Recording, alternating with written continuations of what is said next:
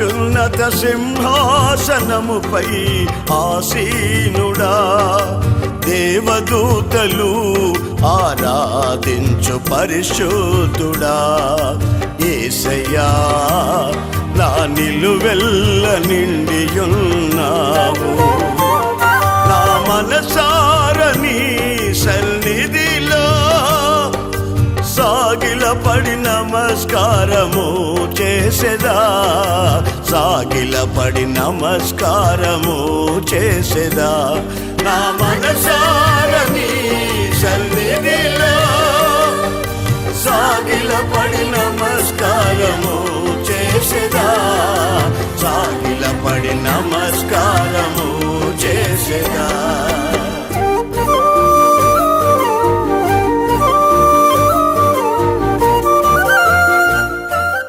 ప్రభు పేర మీకు వందనాలు తెలియచేస్తున్నాను.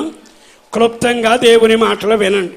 ద్వితీయోపదేశ కాండం 9వ అధ్యాయము 3వ వాక్యాన్ని చదువుతారు. కాబట్టి నీ దేవుడైన యెహోవా తానే దహించు అగ్ని వలె నీ ముందర నడిచిపోవచ్చున్నాడని నేడు నీవు తెలుసుకొనవలెను. ఊళ్ళో సంగతులు తెలుసుకున్నావు, బంగారపు రేటు తెలుసుకున్నావు, ఎక్కడ ఫ్రాడ్ కొనాలో తెలుసుకున్నావు, ఎక్కడ పిల్లలు అందుకోవాలో తెలుసుకున్నావు, రకరకాలవన్నీ తెలుసుకున్నావు.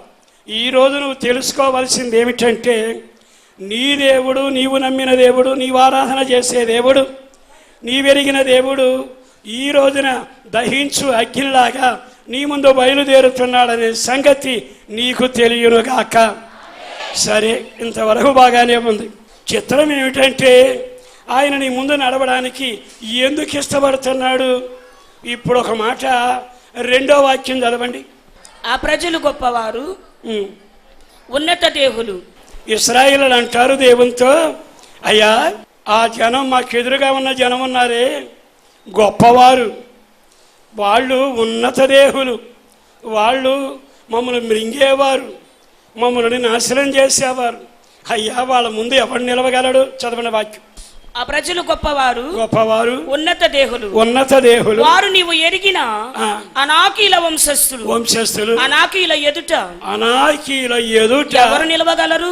ఎవ్వరు నిలవగలరు. ఇది అలనాడు ఇశ్రాయేలు అన్నమాట. ఇప్పుడు కూడా మనం కూడా అదే మాట చెబుతాం. అయ్యా వాళ్ళు అనానీకులు, వీళ్ళు నిందించేవారు, ఇది రోగాల పరంపర, వీటి ముందు ఎవడు నిలవగలడు? ఇంచుమించు కూర్చున్న వాళ్ళంతా ఈ మాట అంటున్నారుగా. ఈ అప్పుల ముందు ఎక్కడ నిలుస్తామండి? ఈ నిందల ముందు ఎక్కడ ఉంటామండి? ఎన్ని మందులు తిన్నా ఈ అనారోగ్యం ముదిరిందిగా, దీని ముందు ఎవడు నిలవగలుగుతాడు? ఈ రోగమా, ఈ రోగం ముందు ఎవడు నిలబడతాడు? ఇటు చూస్తే కుదరని తప్పు, అటు చూస్తే తీరని అప్పు, ఇటు చూస్తే ఐక్యత లేని జీవితం, ఇటు చూస్తే నిందలు, అటు చూస్తే అవమానం, ఇటు చూస్తే శాపం, అటు చూస్తే తిరస్కారం, ఇటు చూస్తే నెమ్మది లేకపోవటం. ఇవన్నీ నా కళ్ళ ముందు కనపడుతున్నాయి అని మనమేమంటున్నాం తెలుసా? వీటి ముందు ఎవడు నిలవగలడు? అప్పుడు దేవుడికి రోషం వచ్చింది. రోషం కలిగిన దేవుడు నిలవబడి, ఇశ్రాయేలులారా వారి ముందు ఎవడు నిలబడగలడని మీరు అంటున్నారుగా. నిజమే, నీకంటే ఎత్తుగా ఉన్నారు, నీకంటే గొప్పగా ఉన్నారు, నీకంటే బలంగా ఉన్నారు, నీతో యుద్ధం చేయగలిగిన వారు ఉన్నారు, నిన్ను ఏడిపించేవారు, నీకు కన్నీళ్లు తెప్పించేవారు, నీ అంతు చూసేవాళ్ళు, నిన్ను చీకటి గమ్మేడుగా చేసేవాడు. అంత ఉన్నత దేహులు నీ ఎదురుగా ఉన్నారు గనుక మేమెక్కడ నిలుస్తాం, మేమెక్కడ సంతోషంగా నడుస్తాం అని మీరు అంటున్నారు గనక ఈరోజు నేనుగా నా దూతన పంపను, నేనే దిగి వస్తాను, మీ ముందర దహించే అగ్నిలాగా మీ ముందు నేను బయలుదేరతాను. చరిత్ర తిరగబడుతున్న రోజు ఈ రోజు. కారణం ఏమిటో తెలుసా? నువ్వు ఏటిని చూసి భయపడ్డావు, ఏడుని చూసి కంగారు పడ్డావు, వేడిని చూసి అమ్మా నా పని అయిపోయింది అనుకున్నావు. వాటి మధ్యలో నీవు నడుస్తున్నావు గనక మీ పెదనాన్నను, చిన్నాన్నను, తెలిసిన వాళ్ళను, మాంత్రికులను, ప్రార్థన చేసే సేవకులను నీ ముందుంచను. నేనుగానే వస్తాను, దహించే అగ్నిలాగా ఈ రోజు నుంచి నీ ముందు నడవబోతున్నాను. అందరూ ఆమేన్ చెప్పండి. ఆయన నీ ముందు నడవడానికి నీ ఆవేదన కారణం. నీ ముందు నడవడానికి నువ్వు కంగారు పడ్డావు, వాళ్ళని చూసి బెదిరిపోయావు. నేను ఎక్కడ తలెత్తుకుంటానండి ఈ నిందల్లో, ఈ రోగంలో చెట్ట బయటపడతానండి, ఈ అప్పుల్లో చెట్ట బయటపడతానండి అనుకుంటున్నావు కదా. నేనే బైబిల్ అన్నాడు, తానే దహించు అగ్నిలాగా మీ ముందర ఆయన దాటిపోతున్నాడనే సంగతి ఈరోజు నీకు తెలియనుగాక. నిబ్బరంగా ఉండు. సరే, ఆయనే దిగి వచ్చాడు, దహించు అగ్నిలాగా మండుతున్నాడు, ఇశ్రాయేలు ముందు నడుస్తున్నాడు. ఏం జరుగుతుందో ఇప్పుడు 3వ వాక్యం చదవండి. కాబట్టి నీ దేవుడైన యెహోవా తానే దహించు అగ్ని వలె నీ ముందర దాటిపోవచ్చున్నాడని, మీ ముందర దాటిపోవచ్చున్నాడని నేడు నీవు తెలుసుకొనుము. ఆయన వారిని నశింపచేసి మొదటిది నశింపజేసి నీ ఎదుట వారిని కోరద్రోయును, రెండవది క్రోధోసి యెహోవా నీతో చెప్పినట్లు నీవు వారిని వెళ్ళగొట్టి. అందరూ ఆమేన్ చెప్పండి. దహించు అగ్నిలాగా నేనే దిగి వస్తా, నేనే నీ ముందు నడుస్తా. నా పేరు ఇప్పుడు దహించు అగ్ని. అలా నీ ముందు నడుస్తాను, నడిచి నీకు 3 కార్యాలు చేస్తాను. మొదటి కార్యం, నీ సమస్యలను నేను నశింపచేస్తాను. రెండవది, తర్వాత వాక్యం ఉంది, వారిని కొరలదోస్తాను. మొదటిది నశింపజేస్తాను, రెండవది కొలదోస్తాను, మూడవది వెళ్ళగొడతాను. ఈ 3 కార్యాలు మీ కుటుంబాల్లో, మీ జీవితాల్లో, మీ ఆరాధనలో, మీ వ్యాపారాల్లో, మీ బిడ్డల విషయంలో తప్పక జరుగునుగాక. మీ ముందు ఆయన నడుస్తున్నాడు అనడానికి 2వ పాయింట్ చెబుతా. యెషయా గ్రంథం 4వ అధ్యాయము 5వ వాక్యం. సియోను కొండలు ప్రతి నివాస స్థలము మీద దాని ఉత్సవ సంగముల మీదను వాళ్ళు చేసే ఆరాధన మీద, పండగ మీద, సంబరం మీద, ఆరాధన మీద పగలు మేఘ స్తంభమును రాత్రి అగ్ని జ్వాల ప్రకాశము నిలిచి ఉండునుగాక. ఇప్పుడు నా వైపు చూడాలి. మొదటి వాక్యం, భయపడ్డారు గనక మీరు కంగారు పడబాకండి. ఎవడు నిలుస్తాడు, నేను ఎక్కడ నడుస్తాను, నేను ఎక్కడ వెళ్తాను అని మీరు అందరూ అనుకుంటున్నారుగా. అనుకోబాకండి. ఆయన నీ ముందు దహించు అగ్నిగా బయలుదేరుతాడు. బయలుదేరితే మీ కుటుంబాల్లో 3 కార్యాలు జరుగుతాయి. ఒకటి, సమస్యలు నశింపజేస్తాడు. రెండవది, అవన్నీ కూలదోస్తాడు. మూడవది, వాటిని వెళ్ళగొడతాడు. ఈ రోజు నుంచి మీ సమస్యలు మీ కళ్ళ ముందు వెళ్ళగొట్టబడునుగాక, కూలదోయబడునుగాక, నశింపజేయబడునుగాక. ఇది వాస్తవం. ఈ వాస్తవం నీకు జరగాలి, ఈ వాస్తవం నాకు జరగాలి. జరగాలి అంటే నువ్వు ఎక్కడుంటే జరుగుతుంది. బాగా ఆలకించండి. అక్కడ ఒక మాట రాశాడు, సియోను కొండలోని ప్రతి నివాసము మీద. అందరూ ఆమేన్ అనండి. ఇప్పుడు నేను అడిగే మాటకి సమాధానం చెప్పండి. మీ నివాసం ఎక్కడ? మీరు ఎక్కడుంటున్నారు? నేను పలానా ఊళ్ళో ఉంటున్నానని చెప్పబాకు. కొంతమంది చలిమంటల దగ్గర కాపురం పెట్టారు, కొంతమంది ఊరి గవిని దగ్గర కాపురం పెట్టారు, కొంతమంది యేసు ప్రభువుని నమ్ముకునేట్టుగా ప్రధాన యాజకుని ఇంటి దగ్గర కాపురం పెట్టారు. ఈరోజు నా మాట మీకు అర్థమైతే గుండె మీద చెయ్యి పెట్టుకుని సమాధానం చెప్పాలి. తమ్ముడు, నువ్వు ఎక్కడ కాపురం చేస్తున్నావు? సహోదరి, నీవెక్కడ కాపురం చేస్తున్నావు? నీ కాపురం ఎక్కడో నాకు తెలియదు, కానీ నీవు కాపురం ఉండవలసిన స్థలం చెబుతాను. సియోను కొండలోని ప్రతి నివాసము మీద. అంటే ఇప్పటి వరకు నువ్వు లోకంలో నివసించిన, వ్యభిచారంలో నివసించిన, త్రాగుడులో నివసించిన, వేషధారంలో నివసించిన, ద్రోహంలో నివసించిన, అబద్ధంలో నివసించిన, అన్యుల సాంగత్యంలో నివసించిన, దేవుని ముందు నాటకాలడే జీవితంలో నివసించిన, దేవుని ముందు నీవు కేవలం పై వేషాన్ని చూపే స్థావరంలో నిలిచి ఉన్న, బలిపీఠముండి మండలి స్థితిలో నీవు నివసించిన, ఈ రోజైనా సియోను కొండలు నీవు నివాసము చేయుదువుగాక. సియోను కొండ అంటే దానికి పేరు 2 అర్థాలు. ఒకటి ప్రతిష్టత, రెండవది పవిత్రత. పవిత్రతలో ఉండాలి, రెండవది ప్రతిష్టతలో ఉండాలి. ఆమేనండి. కడగబడిన జీవితంలో నీవు కాపురం చేయుదువుగాక. విమోచించిన ప్రజలతో కాపురం చేయుదువుగాక. దేవుని మహిమలో కాపురం చేయుదువుగాక. దండం పెట్టి మీ అందరికీ చెబుతున్నాను, మీలో ఇంకా ఎవరైనా కడగబడిన వారు కానీ, కడగబడి కూడా గోడ మీద పిల్లిలాగా గుళ్ళో గుండ్రంగా బయట బల్లపరుపుగా ఒకవేళ కాపురాలు చేస్తున్నారా? అబ్రహాముతో నడిచిన లోతు ఊరి గవిని దగ్గర కాపురం పెట్టాడుగా. ఈ రోజున అందరూ యుద్ధం చేస్తూ ఉంటే ఆకాను కనబడిందల్లా పోగు చేసుకుని దాసి పెట్టుకునే స్థావరలో కాపురం చేస్తున్నాడు. వీళ్ళు బుద్ధిహీనులు కనుక మనం భక్తులే కాదు. మనం ఎక్కడ కాపురం చేస్తున్నావు? అపవిత్రతలోన, నామకార్థంలోన, చీకటిలోన, లోకాశలోన, నాశన పంచుల్లోన, వేషధారంలోనైనా గతించిన కాలము చాలు. ఇకనైనా యేసు రక్తం ద్వారా కడగబడి నమ్మి బాప్తిసం పొంది దేవుని బిడ్డగా మార్చబడిన నీవు సియోను కొండనే పవిత్రతలో మీరు కాపురము పెట్టుదురుగాక. పరిశుద్ధతలో కాపురం పెడితే వాళ్ళు వచ్చి నిన్ను ప్రేరేపించారట. సలోమోను మహారాజు ఓ చక్కని మాట అన్నాడు, నా కుమారుడా, పాపులు నిన్ను ప్రేరేపింపగా ఒప్పకుము. వాళ్ళు వచ్చి లాభం ఇస్తాం, మా సాంగత్యంలో ఉండు అంటే వెళ్ళబాకు.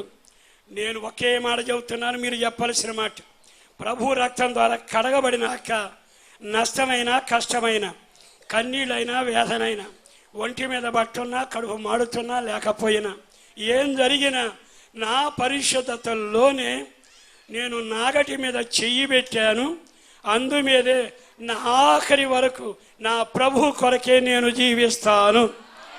మీరు పరిశుద్ధతలో కాపురముందురుగాక, నీతిలో కాపురముందురుగాక, భక్తిలో కాపురముందురుగాక, శ్రేష్టమైన జీవితంలో కాపురముందురుగాక, వెలుగు జీవితంలో యథార్థమైన బ్రతుకులు యేసులో మీరు కాపురముందురుగాక.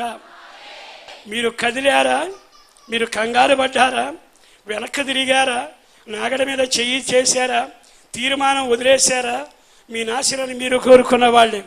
అందుకని నేను దహించు అగ్నిలాగా మీ ముందు నడిచి అద్భుతాలు చెయ్యాలన్నా, చేసి చూపించాలన్నా ఎండగాయని, మందిరం దూరం అవని, పరిస్థితులు చేదారని, ఆకలి ఎక్కువని, ఏది ఏమైనా నేను పవిత్రతని నాగల మీద నేను చెయ్యి పెట్టాను, ఆఖరి వరకు దాని కొరకే జీవిస్తాను అనే ప్రతిష్టత, పవిత్రత మీకుండునుగాక.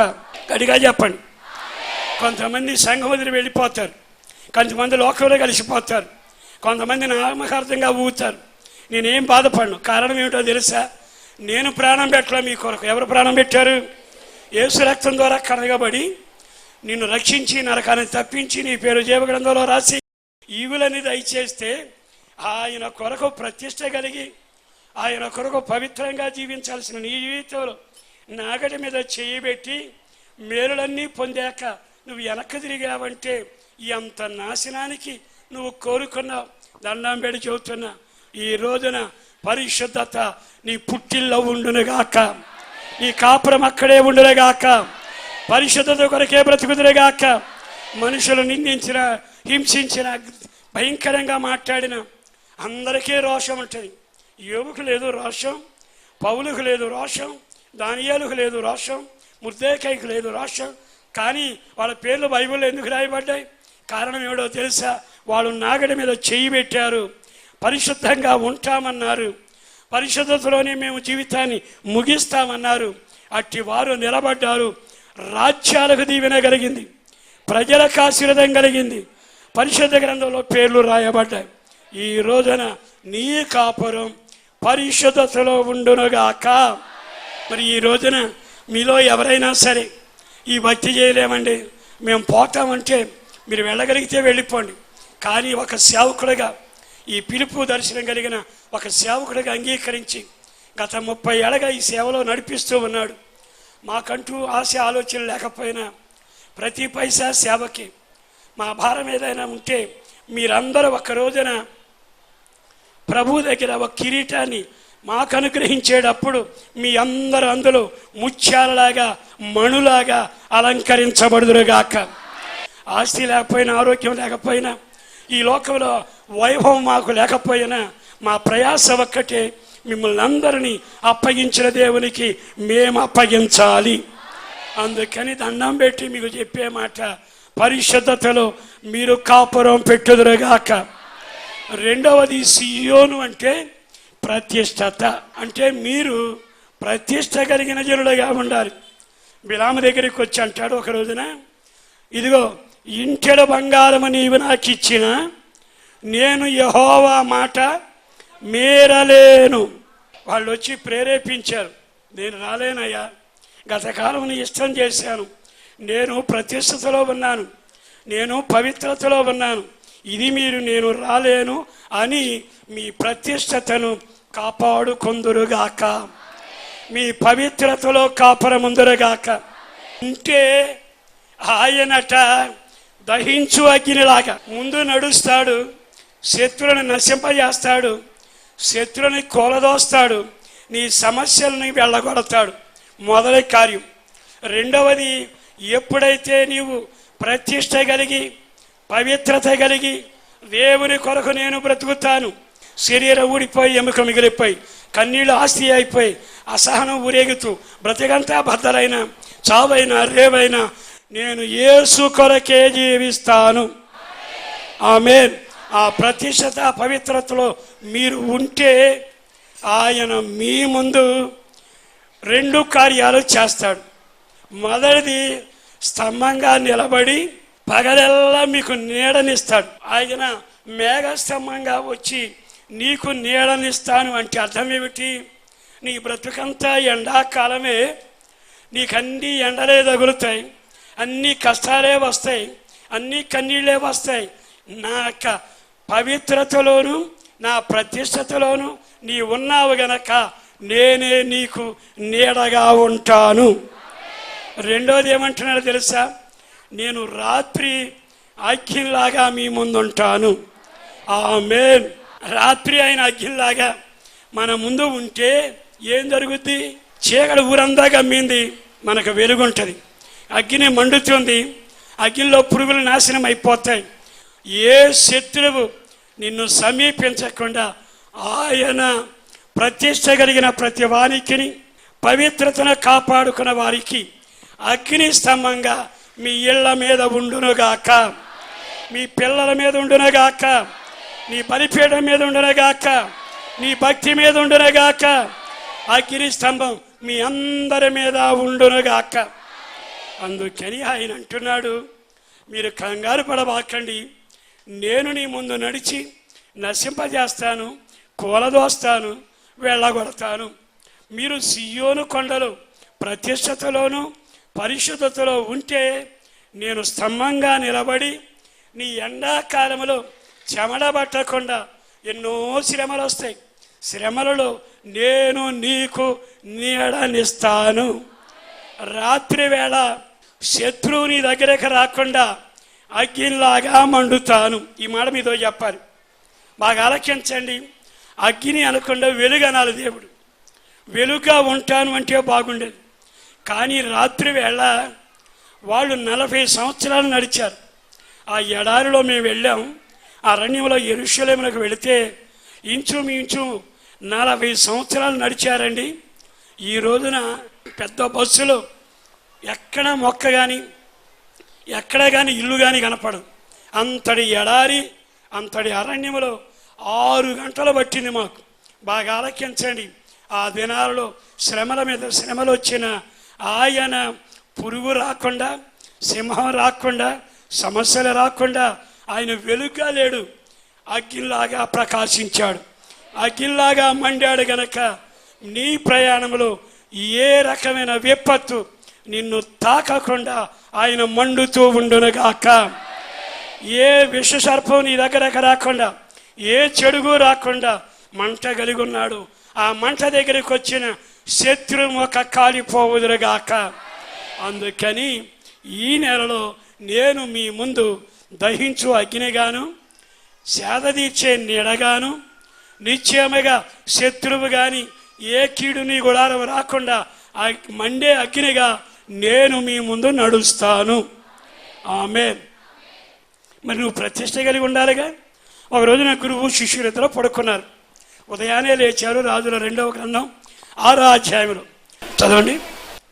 యెహోవా వీడు చూచునట్లు దయచేసి వీని కన్నులను తెరవమని ఎలీషా ప్రార్థన చేయగా యెహోవా పనివాని కండ్లను తెరవ చేసెను కనుక వాడు ఎలీషా చుట్టూను, బాగా వినండి, ఎలీషా చుట్టూను పర్వతము అగ్ని గుర్రముల చేతను రథముల చేత నింపబడెను. మీరు ప్రతిష్ట కలిగి ఉంటే, మీరు పవిత్రంగా జీవిస్తే మీ కన్నులు తెరవబడినవై ఉండాలి. ఈ మాట వినండి. కొంతమంది గుళ్ళోకి వస్తారు, కళ్ళు మూతబడిన వాళ్ళుగా ఉంటారు. నా మాటను గ్రహించండి. నీ కళ్ళు తెరవబడ్డవా? నా కళ్ళు తెరవబడలా. ఇక్కడ నాప్కిన్ ఉన్నా తెలియదు, గ్లాస్ ఉన్నా తెలియదు, బైబిల్ ఉన్నా తెలీదు. ఎందుకని? నా కన్నులు తెరవబడలేదు. అప్పుడు ఏం జరుగుతుందో తెలుసా? నా చెయ్యి ఎవడన పట్టుకుని నడిపించాలి. ఈ రోజున గుడ్డివాడిగా ఉంటే నిన్ను నడిపించే వాళ్ళు ఎక్కువ అవుతారు. గుంటగా తీసుకెళ్తారు, నాశనాన్ని తీసుకెళ్తారు, నడివీధిలో వదులుతారు, నాకు తెలియదు. కానీ నీవు కానీ కన్నులు తెరవబడి మీ మనోనేత్రం వెలిగించబడిన వారైతే మీ చుట్టూ 4 కార్యాలు జరుగునుగాక. మొదటిది పర్వతాలుండునుగాక, 2వది అగ్ని ఉండునుగాక, 3వది గుర్రాలుండునుగాక, 4వది రథాలుండునుగాక. పర్వతం దేని గుర్తో తెలుసా? నువ్వు ఏదైనా అందుకోవాలంటే సాధాగా ఉన్న నేల మీద ఎంత వేగంగా పరిగెత్తుతావు, అతి వేగంగా పరిగెత్తుతావు.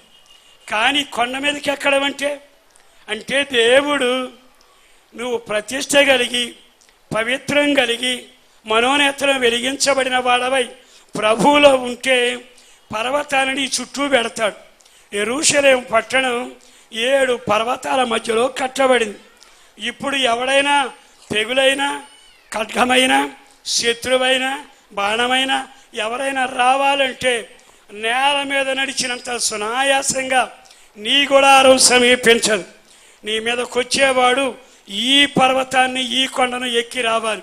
అంటే శత్రు అతి వేగంగా నీ మీదకి రాకుండా ఆయన ఎత్తైన కొండను నీకు పెట్టాడు గనక నేల మీద పరిగెత్తినంత వేగంగా శత్రువు నీ గుడారాన్ని సమీపించాడు. నీకు విరోధంగా లేచిన వారు కొండెక్కి ఆయాసపడుదురుగాక, నీవు నిబ్బరంగా ఉందువుగాక. 2వది అగ్ని. అగ్ని ఏం చేస్తుంది? ఒకవేళ ఎవడైనా ఓపిక చేసి కొండెక్కాడనుకో, అపవాది కొండెక్కాడనుకో, శత్రువు కొండెక్కాడనుకో, తెగులు కొండెక్కిందనుకో, ఎవరు కొండెక్కినా ఆ పైన అగ్ని పెట్టాడు. అగ్ని బగ మండుతుంది.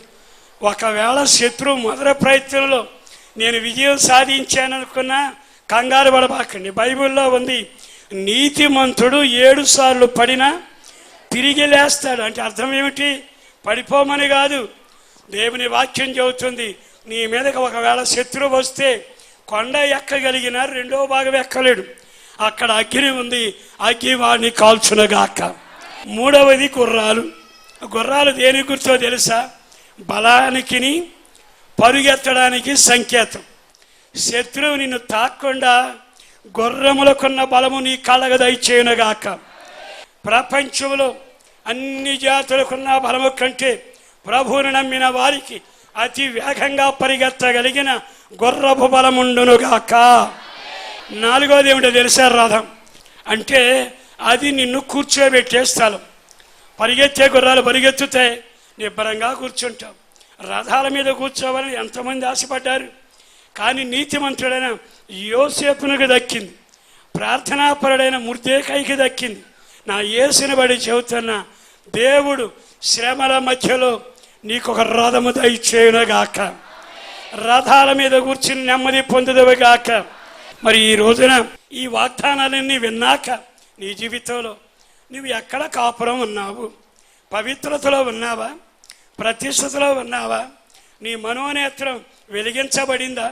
వెలిగించబడితే నీ కన్నులు దేవుని చూచునుగాక, నీ కన్నులు బండను చూచునుగాక, నీ కన్నులు గుర్రాన్ని చూచునుగాక, రథాన్ని చూచునుగాక, మండుతో అగ్గిని చూచునుగాక.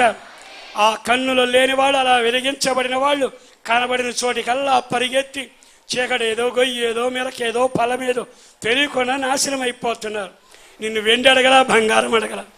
నీవు సియోను కొండలో కాపురం ఉండు, పరిశుద్ధతలో కాపురం ఉండు, ప్రార్థనా జీవితంలో కాపురం ఉండు. నీవు ఈ పని చేయగలిగితే తానే ఈ రోజున మీ ముందు నడవబోతున్నాడు. అయ్యా, ఈరోజు నా ముందు నీవు నడవాలని నేను కోరుకుంటున్నానయ్యా అన్నవాళ్ళు మోకరించండి.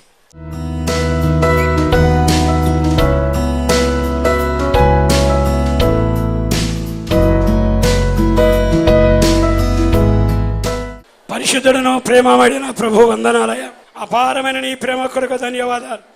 చేసిన మేలు కొరకు వందనాలు, చేయబోతున్న కార్యాల కొరకు వందనాలు.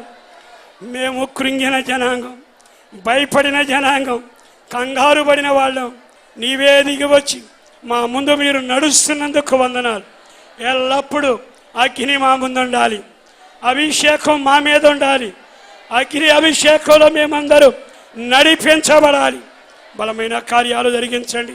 తీర్మానం చేసుకున్న వారందరి జీవితంలో నమ్మకంగా నిలిచి కృపలో సాగి నీ రాకడ కొరకు, నీ రాజ్యం కొరకు ప్రతి వారు ఆయత్తపరచబడినట్లుగా బలమైన కార్యాలు మీరు చేయబోతున్నందుకు వందనాలు. పవిత్రతలోను, పరిశుద్ధతలోను, ప్రత్యక్షతలోను నిలవబెట్టి మహిమ పొందుమని యేసు పరిశుద్ధ నామాన ప్రార్థన చేసి వేడుచున్నాము తండ్రి. ఆమేన్, ఆమేన్.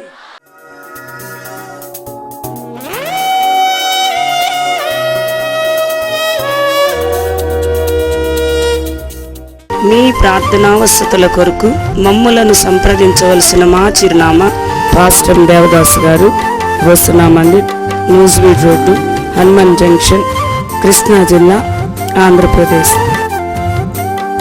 మా ఫోన్ నెంబర్లు 08656242751, మరి ఒక నెంబర్ 9440772772.